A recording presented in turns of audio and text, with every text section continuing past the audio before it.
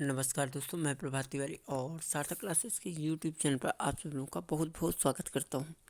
दोस्तों, पिछले कुछ समय से लगातार आप लोगों के कमेंट्स और मैसेज मेरे पास आ रहे थे। बहुत सारी आपकी क्वेरीज थी, स्पेशली अगर बात करें यूपीएचएससी और यूपीपीएससी को लेकर, तो उससे संबंधित दोस्तों आज की वीडियो में हम बात करेंगे आपसे कि नवीन पाठ्यक्रम की सटीक रणनीति क्या होनी चाहिए, रूल क्या है जीके और जीएस का, और इसमें पाठ्यक्रम का तुलनात्मक विश्लेषण भी हम करेंगे और अन्य भी तथ्य पर हम बात करेंगे कि यदि पाठ्यक्रम में कोई बदलाव होता है तो उसकी रणनीति आप कैसे बना सकते हैं। क्या वास्तव में पाठ्यक्रम में बदलाव होगा या नहीं, तो इन सभी प्रश्नों के जवाब आपको मिलेंगे इस वीडियो में। लेकिन एक announcement, UPPSC assistant professor GS part की तैयारी के लिए हमारा व्हाट्सएप ग्रुप, जिसमें कि आपको सभी नोट्स के साथ ही साथ प्रैक्टिस सेट, क्विज, सारी चीज़ें रेगुलर बेस में आपको उपलब्ध होंगी। एक नए तरीके से तैयारी करेंगे इस ग्रुप के माध्यम से हम। तो अगर आप भी हमारे पेड व्हाट्सएप ग्रुप को ज्वाइन करना चाहते हैं तो आप हमारे व्हाट्सएप नंबर पर हमसे संपर्क कर सकते हैं। साथ ही साथ यूपीएचएससी जीके, जिसके ऑलरेडी 2 ग्रुप हमारे कंप्लीट हो चुके हैं, तीसरे ग्रुप के लिए भी रजिस्ट्रेशन ओपन है। तो अगर आप यूपीएचएससी की भी तैयारी करना चाहते हैं जीके पार्ट की, तो आप हमसे संपर्क कर सकते हैं। तो चलिए दोस्तों, स्टार्ट करते हैं आज का वीडियो। पहला प्रश्न, जैसा आप अभी बहुत सारे न्यूज़पेपर में अन्य माध्यम से आपको पता चला होगा कि यूपीएचएससी में पाठ्यक्रम में बदलाव हो रहा है। तो ये क्या बदलाव होगा, कितना बदलाव होगा, ये भी एक प्रश्न चिन्ह है। और सबसे बड़ा प्रश्न जो आपके मन में है कि आखिर अब हम तैयारी कैसे करें, पुराने पाठ्यक्रम से करें या नए पाठ्यक्रम का हम इंतज़ार करें। तो देखिए दोस्तों, यूपीएचएससी में पाठ्यक्रम के बदलाव की अगर हम बात करें तो आज नहीं, अगर आपको आज के 6 महीने के पहले के हमारे वीडियोस देखेंगे तो कई वीडियोस में मैंने 2 बातों पर आपका ध्यान केंद्रित किया था। पहला, कि हो सकता है कि यूपीएचएससी का जो आपके विषय का पाठ्यक्रम है वो बदल जाए। उसका रीज़न है दोस्तों कि यूपीएचएससी का जो सिलेबस था और जो यूजीसी के द्वारा सिलेबस दिया जाता था, दोनों में लगभग, या हम ये कह लें कि जो यूजीसी के सिलेबस होता था उसी को यूपीएचएससी के द्वारा फॉलो किया जाता था। लगभग सेम होता था सिलेबस। और यूपीएचएससी के अगर हम नियमावली की बात करें तो वहाँ पर भी है कि 5 साल में पाठ्यक्रम में बदलाव होगा। तो ये दोनों बातें इंडिकेट करती थी कि चूँकि यूजीसी में भी हाल ही में कुछ समय पहले पाठ्यक्रम में बदलाव किया गया था, तो पूरी ये संभावना थी कि यूपीएचएससी में भी पाठ्यक्रम के बदलाव हो। और जो मेरा अनुमान था वो अभी कुछ दिन पहले न्यूज़पेपर के माध्यम से, अन्य माध्यम से आपको देखने को भी मिला था कि मेरा जो अनुमान था बिल्कुल सही था और अब पाठ्यक्रम में बदलाव होने जा रहा है।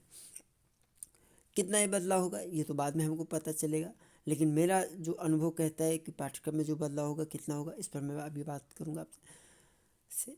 साथ ही साथ मैं आपसे ये भी बात करूँगा कि क्या यूपीपीएससी के भी पाठ्यक्रम में बदलाव होगा। क्योंकि देखिए, यूपीएचएससी के पाठ्यक्रम से संबंधित जानकारी आपको जल्द मिल जाएगी, लेकिन यूपीपीएससी के सिलेबस की जानकारी आपको एग्ज़ाम से 15 से 20 दिन पहले ही प्राप्त होगी। तो यदि यूपीपीएससी का बदला हुआ पाठ्यक्रम आपके पास आता है और उसमें कोई बहुत अधिक चेंजेस होते हैं तो निश्चित तौर पर इससे आपकी सफलता पे, आपके एग्ज़ाम पर प्रभाव पड़ने वाला है। तो इस पर बात करने से पहले हम बात करेंगे रोल ऑफ जीके और जीएस में। सबसे पहले हम देखेंगे कि जो यूपीएचएससी का जीके का पाठ्यक्रम है और जो जीएस का पाठ्यक्रम है यूपीपीएससी में, उसमें क्या अंतर है।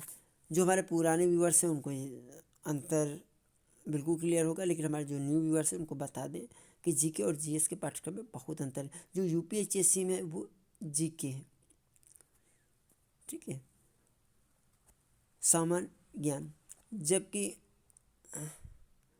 जीएस यानी सामान्य अध्ययन का पाठ्यक्रम है यूपीपीएससी के एग्ज़ाम में। यूपीपीएससी का अगर हम भी सिलेबस देखेंगे तो आप पाएंगे कि कहीं अधिक विस्तृत है यूपीएचएससी की अपेक्षा।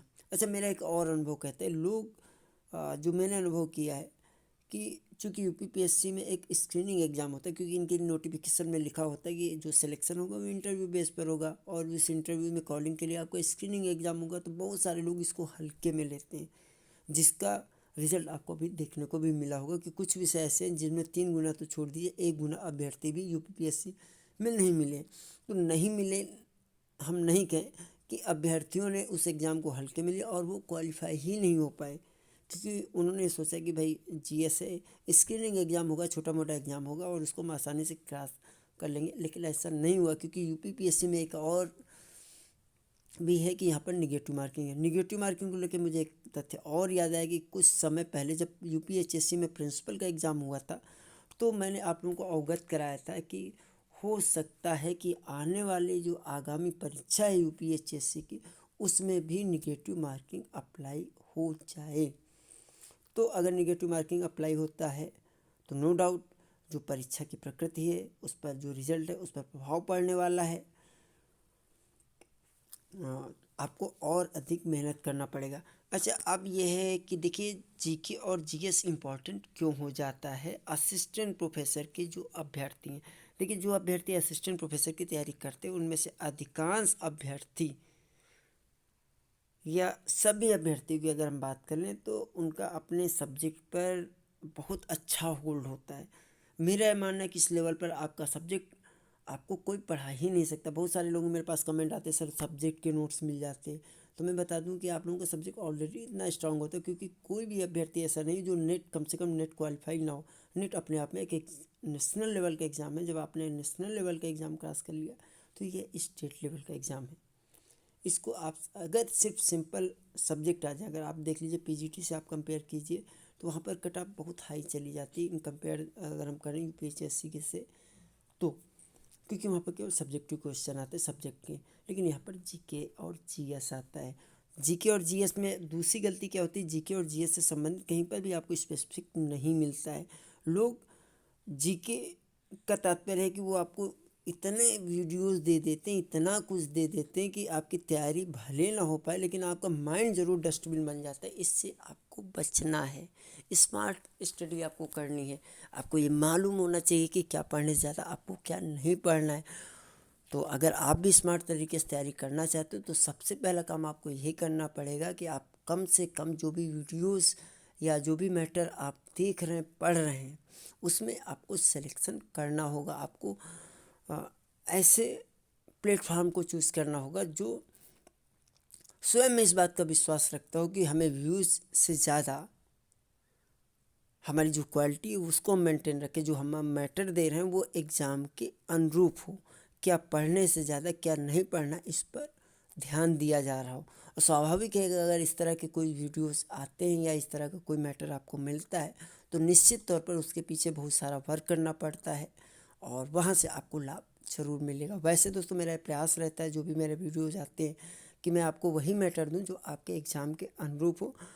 पिछले बहुत सारे प्रश्न पत्रों के अध्ययन के बाद ही डेटा कलेक्शन का मैं कार्य करता हूँ। तो इसको आपको ध्यान रखना होगा। जीके हो या जीएस हो, यूपीएचएससी का चाहे जीके हो या यूपीपीएससी में आने वाला जीएस हो, इसको आप हल्के में नहीं ले सकते हैं। परंतु इससे संबंधित जो भी आप अध्ययन सामग्री एकत्रित कर रहे हैं उसमें आपको स्मार्ट वर्क करना पड़ेगा। देखिए, एक छोटी सी कहानी मैं बचपन में सुना करता था कि एक कछुआ था, एक खरगोश था, दोनों में दौड़ होती है। कछुआ धीरे धीरे चलता है, खरगोश बहुत तेज़ी से भागता है। फिर पीछे मुड़कर देखता है कि अभी कछुआ तो बहुत दूर है, चलो हम थोड़ा सा आराम कर लेते हैं। और उसकी आँख लग जाती है और जब आँख खुलती है तो वो कछुए को कहीं भी देख नहीं पाता। दौड़ता हुआ भागता है कि रेस हमें जीतना है, लेकिन जीत कछुए की होती है। सेम रूल आपको अप्लाई करना होगा। आपको इकट्ठे बहुत कुछ नहीं पढ़ना है, क्योंकि शिक्षण एक सतत प्रक्रिया है। तो मेरा ऐसा मानना है कि आप थोड़ा पढ़िए, पढ़िए, सेलेक्टिव पढ़िए। आपका माइंड भी इससे डस्टबिन नहीं बनेगा और आपकी तैयारी भी स्मार्ट होगी। और सिलेक्शन आप केवल किसी तरीके से मेरा सिलेक्शन हो जाए, फिर आप ये नहीं सोचेंगे मेरिट में आप कहीं अपना नाम देख रहे होंगे टॉपर में। ये मेरा अपना अनुभव है। अब इसको आप आत्मसात करके एनालिसिस करके प्रयास कीजिएगा कि मैं कितना सही बोल रहा हूँ या मैं कितना सही नहीं बोल रहा हूँ। इसका डिसीजन आपको लेना है। तो आगे बढ़ने से पहले सबसे पहले देखिए हम जीके और जीएस के सिलेबस को जल्दी से देख लेते हैं। तो चलिए सबसे पहले हम जो है आपको यूपीएचएससी का सिलेबस दिखाते हैं। तो अभी हम चल रहे हैं कि हमारा जो जहाँ पर हमें सिलेबस मिलेगा, इसके लिए मैं आपको व्हाट्सएप ग्रुप पर लेके आया हूँ। तो अभी आप देख पा रहे होंगे 2 ग्रुप हैं हमारे पास। PDF और नोट्स से संबंधित एडवर्टीजमेंट नंबर 50 UPSSC और दूसरा सेकेंड बैच एडवर्टीजमेंट नंबर 50। तो इसी ग्रुप में हम चलते हैं। अभी हाल ही मैंने इसको एक बार फिर से साझा किया हुआ था और यहाँ पर हम चलेंगे। क्विज़ के रिजल्ट हैं, ठीक है, क्विज़ है हमारी, ये सभी नोट्स हैं। तो यहाँ पर आप देख पा रहे होंगे सिलेबस को हम ओपन करते हैं। UPSSC नोट्स PDF, ये प्रीवियस ईयर के मेरे नोट्स हैं जो मैंने तैयार किए हुए थे, ठीक है। तो यहाँ पर देख रहे हैं ये सिलेबस है सामान्य ज्ञान का। उत्तर प्रदेश उच्चतर शिक्षा सेवा आयोग, इलाहाबाद था, प्रयागराज हो गया। यहाँ सबसे पहला टॉपिक है समसामयिक मुद्दे। समसामयिक मुद्दे के अंतर्गत राष्ट्रीय अंतर्राष्ट्रीय प्रमुख घटनाएं, मुद्दे, प्रमुख व्यक्तित्व, खेल समाचार। और यहाँ पर विज्ञान के क्षेत्र में नवीनतम शोध, तो यहाँ से आपको देखना है। देखिए इसमें करंट अफेयर्स भी जो आते हैं बहुत, पिछले आप वीडियो देखेंगे तो आपको आइडिया हो जाएगा किस तरह के करंट अफेयर्स आते हैं। वैसे मंथली बेसिस पर या वीकली बेसिस पर, चूँकि भी मैं नोट्स अपडेट कर रहा हूँ, वर्क कर रहा हूँ, तो इसमें बहुत अधिक मैं वीडियोज़ नहीं दे पा रहा हूँ। लेकिन आने वाले समय में संपूर्ण जो चाहे वो जीके का पार्ट हो, सबसे संबंधित आपको वीडियो मिलेंगी। यहाँ पे शिक्षण और शोध अभियान से सभी वीडियोज़ मैंने अपलोड कर दिए हैं। ICT संबंधित भी वीडियोज़ आपको मिल जाएंगे, मानव पर्यावरण संबंधित। यहाँ पर भारतीय इतिहास में भूगोल के अंतर्गत क्या है, भारतीय संस्कृति की प्रमुख विशेषताएं। देखिए भारतीय संस्कृति की प्रमुख विशेषताओं से जो मेरा अनुभव रहा है, 1 या 2 क्वेश्चन ही आते हैं यहाँ पर। और वो भी क्वेश्चन ऐसे होते हैं कि अगर आप संस्कृत की विशेषताएं पढ़ने लगे तो आपको पूरा इतिहास पढ़ना पड़ेगा। लेकिन अगर आपने स्मार्ट वर्किंग की तो आपका प्रयास यही रहेगा कि कम स्टडी में आपको इससे क्वेश्चन मिल जाएं। भारतीय राष्ट्रीय आंदोलन डीपली है, यहाँ से बहुत क्वेश्चन आते हैं। ब्रह्मांड की उत्पत्ति और सौरमंडल से यहाँ पर जो क्वेश्चन आते हैं वो क्रम का, घनत्व का, इस तरह के क्वेश्चन बनते हैं। भारत का सामान्य भूगोल से संबंधित भी क्वेश्चन आते हैं। इसके बाद इकाई 6 की बात कर ले तो यहाँ पर भारतीय संविधान और अर्थव्यवस्था, इसमें जो भारतीय संविधान का पार्ट है वो, और साथ में जो करंट में है कि जिस तरह से चेयरमैन वगैरह पूछ लिए जाते हैं। यहाँ पर एक और यहाँ पर देखिए इसमें कॉलम दिया होता है कि प्रत्येक इकाई से 4 प्रश्न पूछना अनिवार्य है। लेकिन दोस्तों मैं आपको बता दूं कि ज़रूरी नहीं कि हर यूनिट से 4 क्वेश्चन आए। पिछली बार जो 47 में 3 चरणों में पेपर हुआ था तो केवल 1 चरण के प्रश्न पत्र ऐसा था जो बैलेंसिंग था, अन्य 2 बैलेंसिंग नहीं थे। जिसको वीडियोज़ आपको सार्थक क्लासेस में मिल जाएंगे। और जब एग्ज़ाम हुआ था तो उसके जस्ट बाद मैंने इस बात को ओपन प्लेटफॉर्म पर यानी सार्थक क्लासेस पे मैंने बोला भी हुआ था कि ये पेपर जो आया है वो किस प्रकार से है, इसमें फॉलो हुआ है या नहीं हुआ है। तो ये तो जीके का पार्ट था, काफ़ी आसानी से आप इसको तैयार कर सकते हैं। सार्थक क्लासेस में अपलोड वीडियोज़ के माध्यम से ऑलरेडी अपलोड है वीडियो। अब हम आपको ले चलते हैं GDC के माध्यम से, जो GDC के सिलेबस वो दिखाएं। UPSSC के 2 ग्रुप चल रहे हैं, तीसरा ग्रुप भी के लिए जो है रजिस्ट्रेशन ओपन है। आप हमसे संपर्क कर सकते हैं अगर आप बेहतरीन तरीके से तैयारी करना चाहते हो। अगर आप नहीं भी जुड़ना चाहते हैं तो जो भी हमारे वीडियोज़ हैं उनके माध्यम से आप तैयारी कर सकते हैं। और आपको सिलेबस दिखाता हूँ GDC जीके का, GDC एंड सिलेबस। चलिए सिलेबस को ओपन करते हैं, देखते हैं इसमें क्या मिलता है हमको।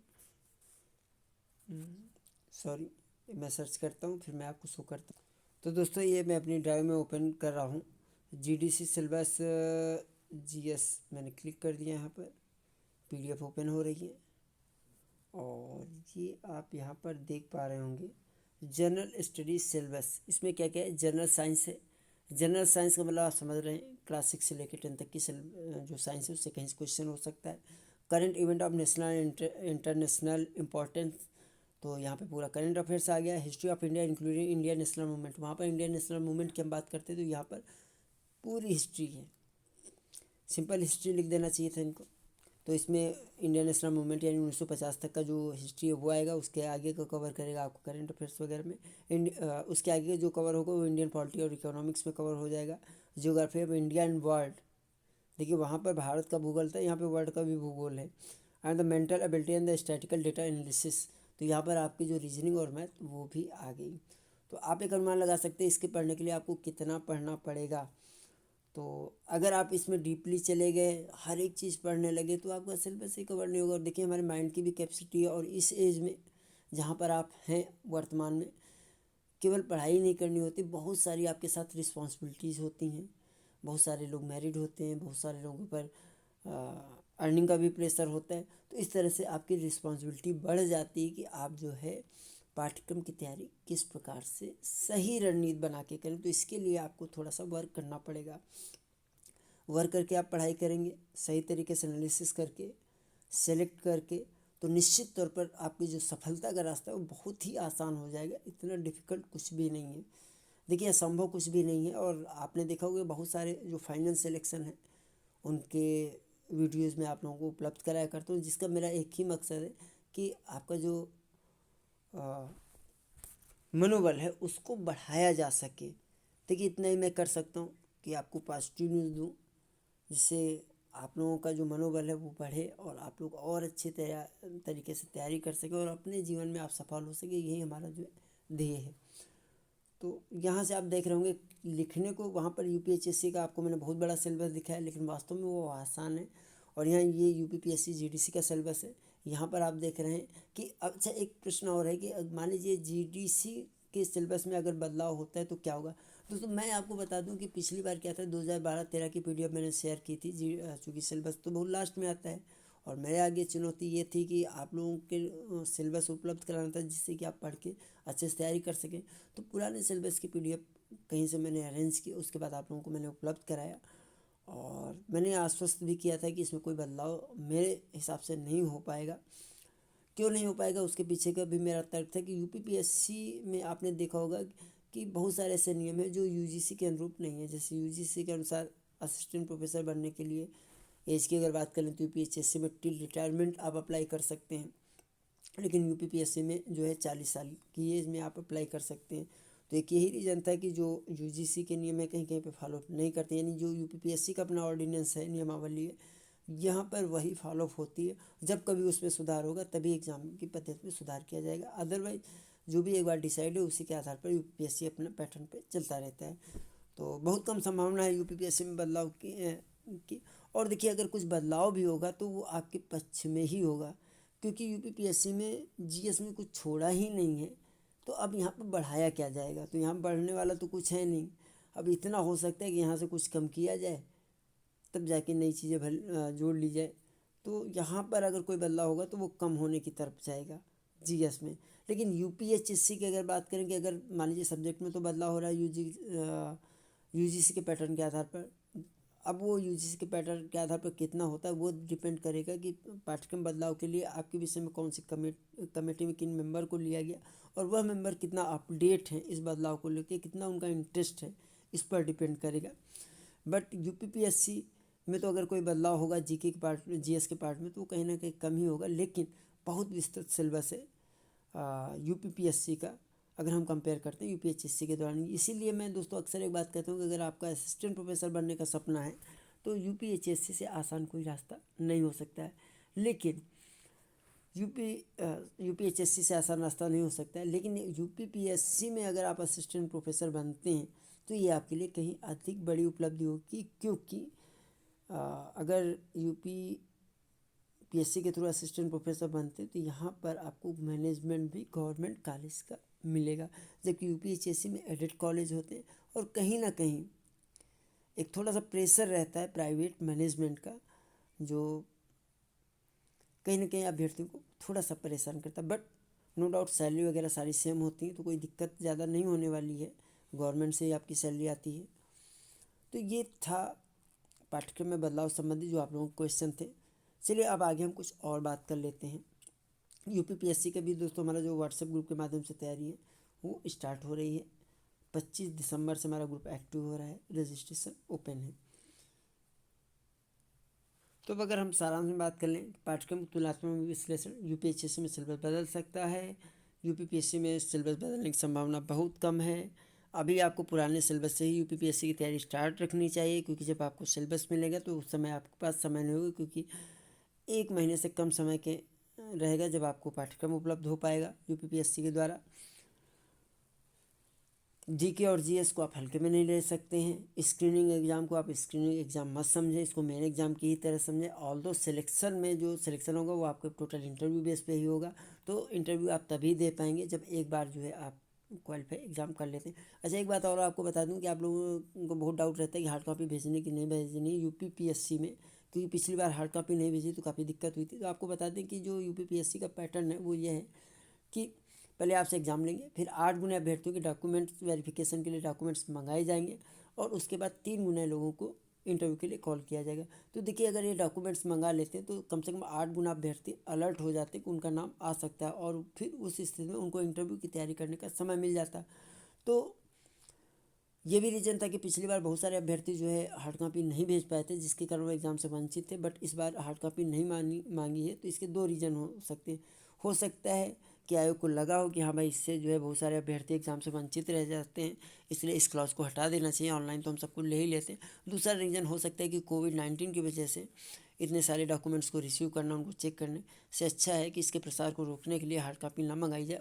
और अगर अभ्यर्थी जो है क्वालिफाई करते हैं एग्ज़ाम के लिए, तो उनको जो है इंटरव्यू के दौरान ही सॉरी, इस बार क्या हुआ था कि हार्ड कॉपी नहीं मंगाई थी। हो सकता है कोविड के कारण उन्होंने मंगाई हो, और सीधे जो है इंटरव्यू ऑर्गेनाइज करा लिया कि भाई इंटरव्यू के दौरान भी हम कॉपी मंगा लेंगे, उस समय वेरीफाई कर लेंगे।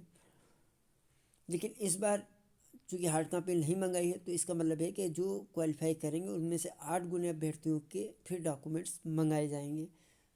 तो इस बार आपको ज़रूरत पड़ेगी, इसलिए जो भी आपका एप्लीकेशन फॉर्म है उसको आप अभी से सुरक्षित प्रिंट आउट लेके रख लीजिए, क्योंकि अगर आपका नाम 8 गुने में आएगा तो निश्चित तौर पर मेरा अनुभव कहता है कि आपकी हार्ड कॉपी मंगाई जाएंगी आयोग में, बट एग्ज़ाम के बाद में। तो ये थोड़ा सा अंतर है। और जीके जीएस को आप हल्के में नहीं ले सकते। लास्ट में मेरा नंबर 9506543831, इस पर कोई भी क्वेरी आपकी है तो सॉल्व कर आप हमसे संपर्क कर सकते हैं। चलिए, अब हम आपको यूट्यूब चैनल पर चलते हैं अपने, और कुछ कमेंट्स वहाँ से ले लेते हैं, क्योंकि इधर मैं जवाब नहीं दे पाया हूँ। तो जिन लोगों को जवाब नहीं दे पाया हूँ, मैं सॉरी इसके लिए बोलता हूँ, और आपको अपने यूट्यूब चैनल पर ले चलता हूँ। तो मैं अब अपने यूट्यूब चैनल पर गया हूँ। आप देख पा रहे होंगे बहुत सारे जो कमेंट्स हैं जिनके मैं जवाब नहीं दे पाया हूँ। पहले आप सब लोगों को सॉरी।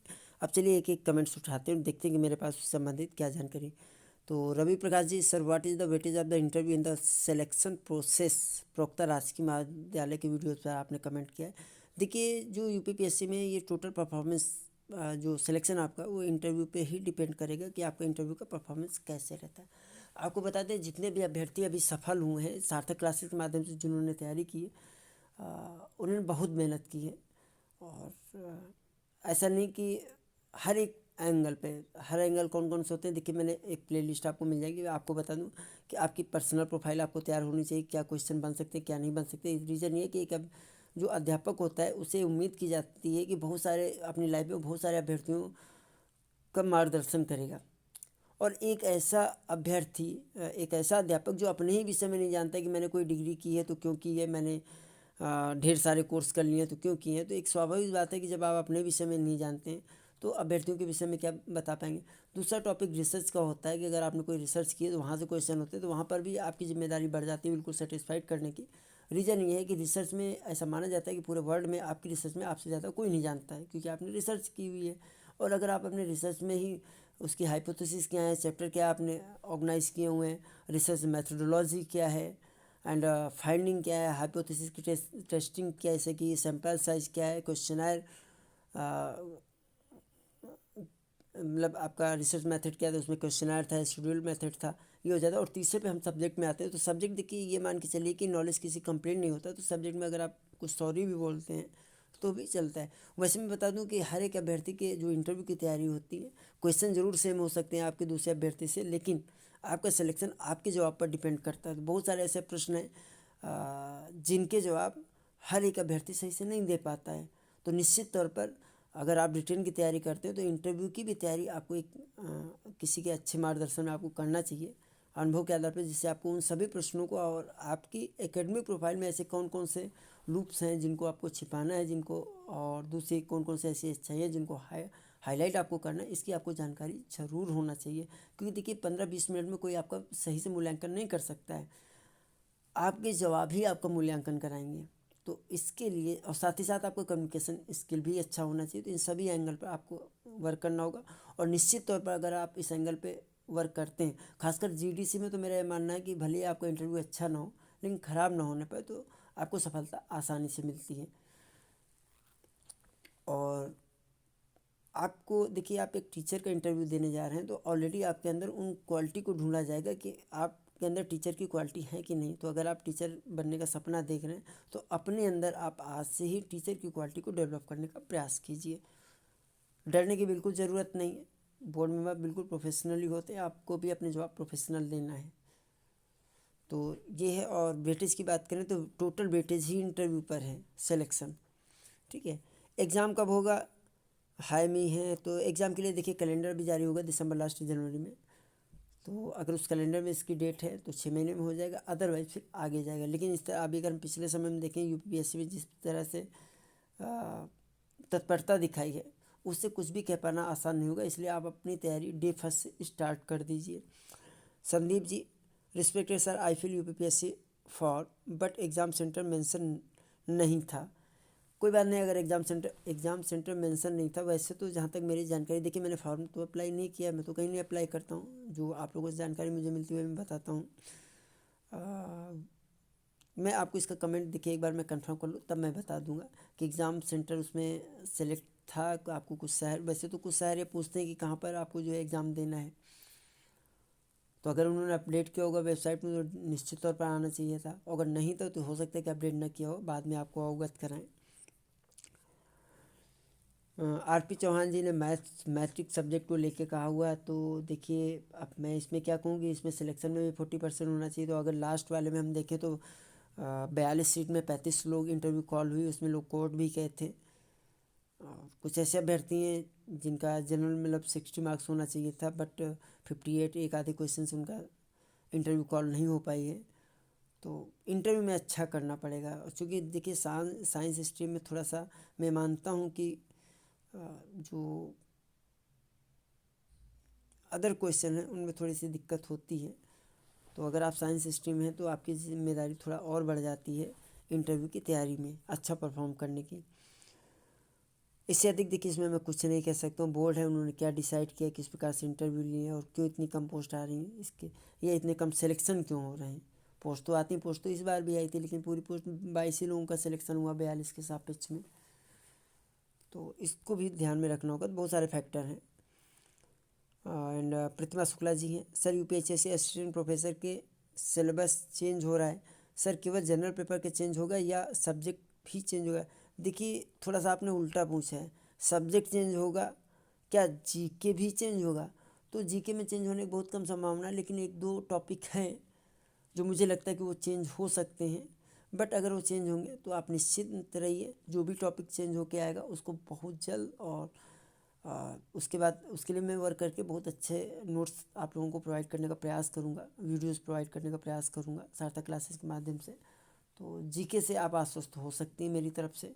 सब्जेक्ट आपको देखना पड़ेगा। तो अभी आप जो ऐसा मैंने पिछले वीडियो में अभी वीडियो में पहले भी बात की, उनको आप देख लीजिए यूजीसी के सिलेबस को। Sir M com M B com ये आरपीएससी असिस्टेंट प्रोफेसर है, ठीक है, इसको आप देख लीजिए। बहुत बदलाव हुआ है आरपीएससी में अभी। शायद कोर्ट केस था उसमें। तो जो भी 10th 12th के नंबर थे इनको हटा के सेकेंड डिवीज़न रखा है गुड एकेडमिक रिकॉर्ड में स्नातक में। देखिए यहाँ पर भी बहुत ज़्यादा कन्फ्यूजन है। बहुत सारे लोग गुड एकेडमिक रिकॉर्ड को लेकर परेशान रहते हैं और कुछ लोग तो ये भी जानते हैं कि अगर गुड एकेडमिक रिकॉर्ड के अंदर स्नातक में 45% मार्क्स हैं तो जो कैटेगरी में उनको वहाँ पर भी छूट होगी। तो मैं आपको बता दूँ, आपको जो छूट मिलती है वो फार्म अप्लाई करने की जो मिनिमम क्वालिफिकेशन उसमें मिलती है, न कि गुड एकेडमिक रिकॉर्ड में। गुड एकेडमिक रिकॉर्ड अलग अलग स्टेट का अलग अलग होता है, हर जगह अलग अलग डिसाइड है। जैसे आरपीएससी में शुरू में आया था उसमें बहुत सारे चेंजेस थे। यूपी की अगर बात कर लें तो 45% स्नातक में होना चाहिए और पीजी आपका 55% होना चाहिए। कैटेगरी में अगर आप हैं तो जो पीजी के मार्क्स हैं वहाँ पर आपको छूट मिलेगी। सैलरी कितनी होती है नित्या सिंह जी, देखिए जब आपको ज्वाइनिंग मिलती है यूपीएचएससी में, जो अभी अभ्यर्थी सेलेक्ट हुए हैं ज्वाइन किया और जो सैलरी आई तो उनसे मेरी जो बात हुई थी उन्होंने मुझे बताया था कि सर स्टार्टिंग सैलरी 70,000 रुपये के आसपास जो है इन हैंड आती है कट पिट के। तो 70 से स्टार्टिंग होगी, जैसे जैसे आपका प्रमोशन होता जाएगा तो इसमें आप आगे बढ़ते जाएंगे, आपकी सैलरी 1 लाख के ऊपर पहुंच जाएगी स्टार्टिंग। लेकिन 70,000 रुपये वैसे कम नहीं होता है, मुझे लगता है अच्छी सैलरी होती है। सब्जेक्ट कितने मार्क्स का होता है? देखिए, सब्जेक्ट के 120 क्वेश्चन होते हैं, 30 क्वेश्चन होते हैं आपके जीएस यूपीपीएससी के एग्ज़ाम में। 150 प्रश्न का प्रश्न पत्र होता है। और यूपीएससी में 100 प्रश्न का प्रश्न पत्र होता है, जिसमें 70 आपके सब्जेक्ट्स होते हैं और 30 सब्जेक्ट होते हैं जीके के। सब्जेक्ट कितने मार्क्स का होगा? Same question. देखिए, आपने कई बार पूछा, सॉरी आपको कई बार पूछना पड़ा, एक्चुअली में इधर व्यस्तता अधिक थी मेरी थोड़ा सा, और अभी कुछ दिन और व्यस्तता रहेगी 1 सप्ताह तक।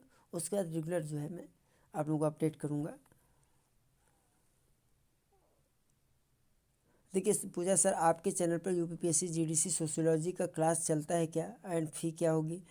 तो अनुराधा सिंह जी हैं जी। सब्जेक्ट पे मैं वर्क नहीं करता हूँ और मुझे नहीं लगता कि सब्जेक्ट पे आपको ज़रूरत होगी। आप एक सही रणनीति बनाइए, अपना सिलेबस देखिए, उसमें ये देख लीजिए कौन सा टॉपिक आपके स्ट्रॉन्ग हैं और कौन से वीक हैं। जो स्ट्रॉन्ग हैं उनकी आप ज़्यादा से ज़्यादा प्रैक्टिस कीजिए, जो ऑब्जेक्टिव क्वेश्चन आते हैं। और जो टॉपिक आपके वीक हैं उनकी आप स्टार्टिंग से ही नोट्स बनाना, मैटर कलेक्ट करना स्टार्ट कर दीजिए, जिससे कि एग्ज़ाम के बाद पहले भी आप जो आपका वीक पोर्शन है उसको आप रिवाइज कर सकें।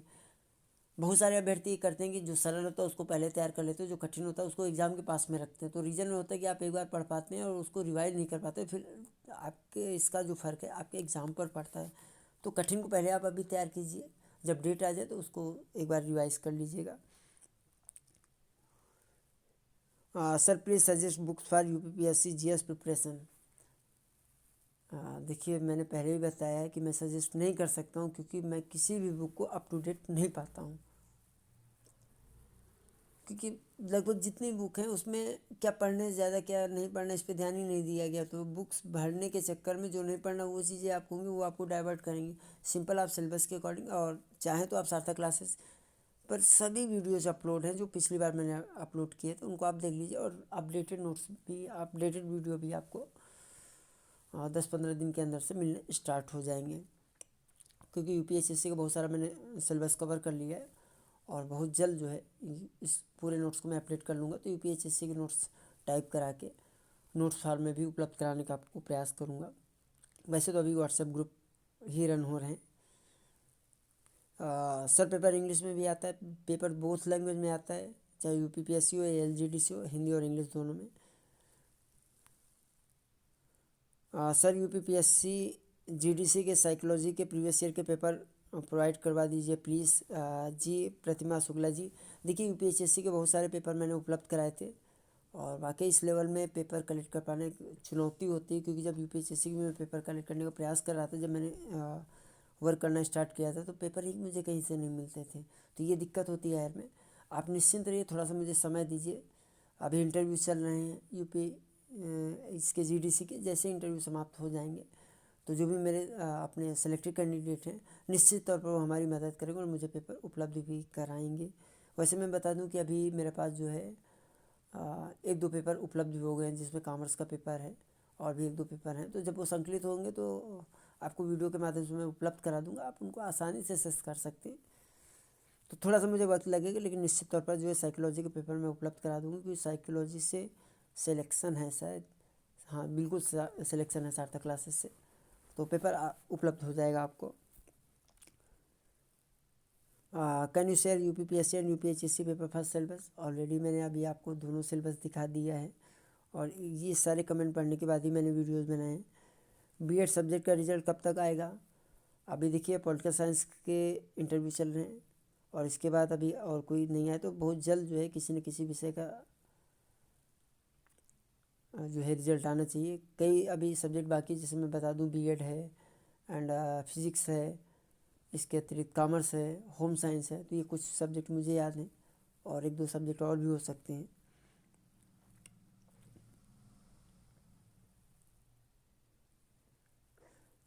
सर देखिए, इसमें मैंने जवाब भी दिया है।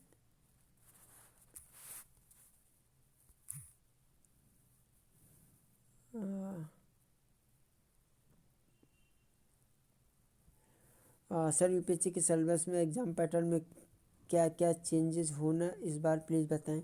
देखिए बहुत अधिक चेंज नहीं हुआ, पैटर्न सेम रहेगा। देखिए इन्होंने प्रतिमा शुक्ला जी ने रिप्लाई किया है, किसी और चैनल पर देखा मैंने, इस बार यूपीएससी के सिलेबस में कुछ चेंज हो रहे हैं, सब्जेक्ट और जनरल पेपर में भी।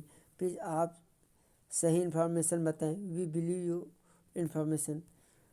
थैंक्स प्रतिमा शुक्ला जी, मैं आपको निश्चित तौर पर बताऊंगा। बदलाव के लिए तो मैंने आज के 6 महीने पहले ही बता दिया था। थोड़ा सा जो बदलाव होगा वो अभी आप बेस लेके चलिए यूजीसी का, वहाँ से कंपेयर कीजिए, जो भी चेंज होगा वहीं से आने वाला है। जीके की तरफ से आप निश्चिंत रहिए, जो भी बदलाव होगा आपको निश्चित तौर पर सभी वीडियो के माध्यम से मैं आपको उपलब्ध कराऊंगा। लेकिन जब तक मेरे पास ऑथेंटिक जानकारी नहीं होगी, क्योंकि आप लोग मेरे ऊपर विश्वास करते हैं, इसलिए तब तक मैं कुछ कह नहीं सकता हूँ। लेकिन हाँ, एक बार मेरे पास सही जानकारी उपलब्ध हो जाएगी तो निश्चित तौर पर सबसे पहले मैं ही आप लोगों को उपलब्ध करा दूंगा जो भी चेंजेस होंगे। जवाब हो गए तो दोस्तों ऐसे तो बहुत लंबी लिस्ट है, क्योंकि इधर व्यस्तता के चलते देखिए मैं जवाब नहीं दे पाया हूँ, और जल्द ही मैं आप सभी लोगों को जवाब देने का प्रयास करूँगा। दोस्तों आज की वीडियो में इतना ही, वीडियो लंबा हो रहा है, फिर मैं आपसे मिलूँगा, और अधिक अगर जवाब देना होगा, मेरे पास जानकारी होगी तो मैं जो है लाइव आ जाऊँगा आप लोगों से बात करने के लिए। तो आज की वीडियो में दोस्तों इतना ही, आप लोग मन लगा के तैयारी कीजिए। सार्थक क्लासेस आप लोगों की मदद के लिए ही है। मैं आपसे फिर मिलता हूँ अगले वीडियो में कुछ नई जानकारी के साथ, तब तक के लिए नमस्कार।